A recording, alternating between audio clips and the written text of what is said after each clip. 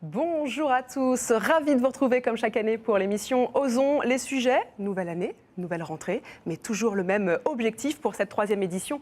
Nous allons encore oser poser des questions et nos experts vont y répondre sans détour. Et pour nous accompagner durant cette émission, eh bien, nous retrouvons à nouveau Hakim Lalou. Bonjour Hakim. Bonjour Edwige, bonjour à toutes et à tous.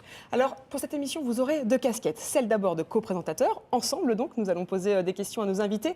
Mais vous serez également invité puisque vous aurez aussi votre vraie casquette, celle de responsable des objectifs stratégiques à la direction des prêts de la Banque des Territoires.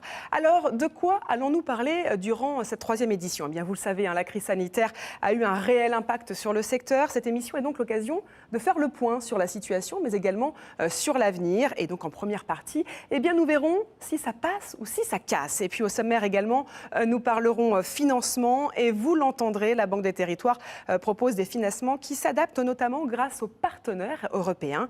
Enfin, nous nous intéresserons aux innovations. Et vous le découvrirez, les innovations sont partout, tant en matière de rénovation que de foncier ou encore de data. Et à moins d'un an des présidentielles, eh bien vous le verrez, la Banque des Territoires est plus que jamais en mouvement. Voilà donc pour le programme de ces 60 prochaines minutes. On vous l'a dit, des experts vont se succéder durant toute l'émission pour répondre à nos questions, certes, mais également à vos questions. N'hésitez pas, vous êtes en direct, alors posez vos questions et nos experts y répondront. Et avec nous pour débuter cette émission, Costa Castrinidis, bonjour. Bonjour. Alors, vous êtes le nouveau directeur des prêts. Vous avez pris vos fonctions en février dernier. 14 ans après être entré dans le groupe Caisse des dépôts.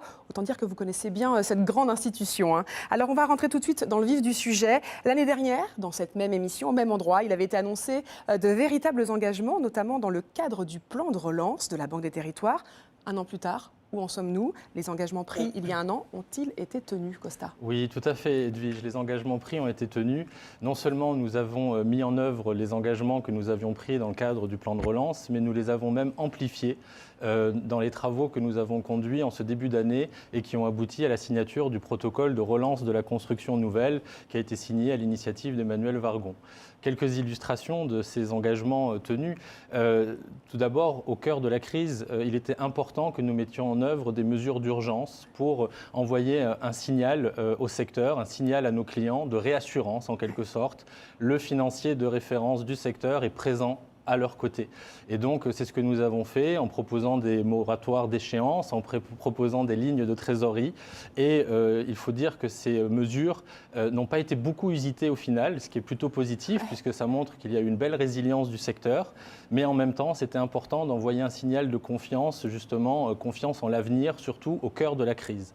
Autres illustrations, nous avons beaucoup, depuis le plan logement, travaillé sur le haut de bilan. Et donc, nous avons mis en œuvre, au cours de la crise, un dispositif de prêt de haut de bilan dédié aux chantiers, justement pour aider les opérateurs face à des problématiques de report de chantier ou d'augmentation des coûts du chantier.